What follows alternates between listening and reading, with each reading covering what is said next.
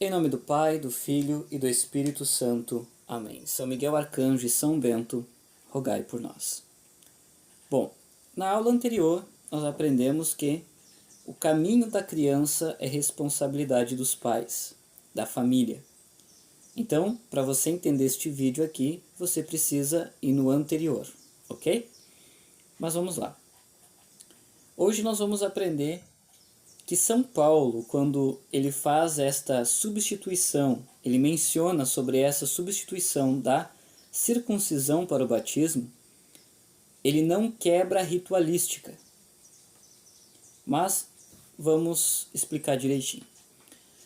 Bom, ao 8º dia, o bebê ele era levado ao templo, aonde ali ele era apresentado, haveria a circuncisão, e este bebê iria iniciar então a vida judaica e estaria enxertado então na aliança de Abraão. O que nós precisamos entender é que aqui a criança, o bebê, de 8 dias, não tinha condição de escolher se era esta fé que ele queria abraçar. Porque as pessoas de mais de 2 neurônios entendiam então que o bebê necessita da responsabilidade dos pais. E se os pais de fato eram judeus, né, seguiam o judaísmo, seguiam a lei de Moisés, então de certa forma a criança assim também seria. Mas por que o protestante ele é tão avesso ao batismo infantil? Porque eles amam divisão. Eles amam divisão. Ora, qual é o problema de eu ser católico, minha esposa ser católica e a futura geração da minha família ser católica? Por que eles veem problema nisso? Porque eles amam a divisão. Divisão, na verdade, deveria ser o nome protestantismo. Nós deveríamos trocar o protestantismo para divisão, porque é isso que eles mais sabem fazer. Mas veja, quando São Paulo e Colossenses capítulo 2, do 11 ao 12, né? Lembrando que a circuncisão, em Gênesis capítulo 17, do 12 em diante, vai dizer a ti e a tua descendência, certo?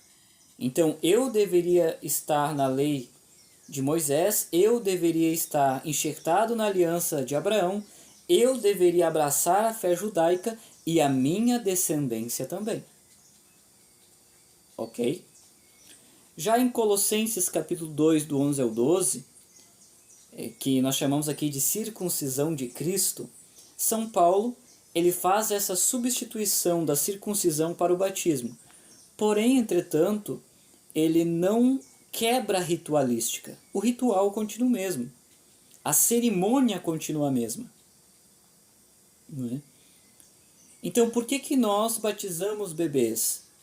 Ora, porque é a mim e a minha descendência. Mas o bebê ele não tem condição. Os bebês que nasceram judeus também não tinham condição de escolher aquilo que eles queriam. Só que a ordem foi clara: a ti e a tua descendência. O batismo é para mim e para a minha descendência. Quando a Bíblia diz, por exemplo, eu e minha casa serviremos ao Senhor. Os protestantes amam falar esse versículo nos púlpitos das suas igrejas, das suas congregações. Mas o que isso se baseia? Ora, se eu devo escolher, decidir, por exemplo, que o meu filho tenha que ter idade para decidir o que ele quer, pode ser que ele decida não ser cristão. E aí nós temos um problema, porque aí eu e minha casa não estamos servindo ao Senhor. A não ser que a minha casa seja dividida. A não ser que a minha casa seja somente eu e a minha esposa. Então, quando São Paulo ele faz essa substituição, ele não quebra a cerimônia, ele não quebra o ritual. Então, assim como o nenê ao 8º dia era circuncidado, ou circuncisado, nós católicos também batizamos bebês. E ponto. Agora veja, no Novo Testamento, Atos capítulo 16, versículo 15, né, nós vemos ali a casa Lídia, né? Ali menciona a casa inteira. A casa inteira. Ah, mas irmão Talmidim, aqui não está mencionando que havia bebês. Ora, se era a casa inteira, então quer dizer que todas as casas não haviam bebês. Você consegue entender que a interpretação protestante é uma coisa bizonha? Irmão Talmidim, aqui em Atos 16:15 não menciona bebês de colo.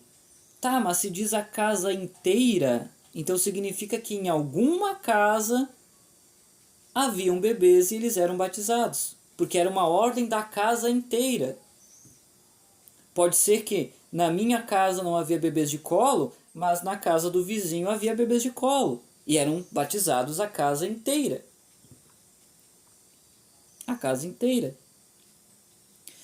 Em Marcos capítulo 10, versículo 14, Cristo diz: deixai vir a mim as criancinhas. Ora, a não ser que um bebê não seja criança. Não é? Qual é o problema do protestante deixar as crianças vir a Jesus? Não é? Agora veja, o batismo não salva pela fé da criança, mas pela graça de Deus. Efésios capítulo 2, do 8 ao 9. Removendo então aquele problema que desde o Antigo Testamento se propagava, que era o pecado original. Ora, se a criança não deve ser batizada porque ela não tem consciência do pecado, então se ela morrer com o pecado original, ela vai diretamente para o inferno. Porque é justamente o pecado original que nos afasta completamente de Deus. Era este câncer que desde o início acometia o povo de Deus.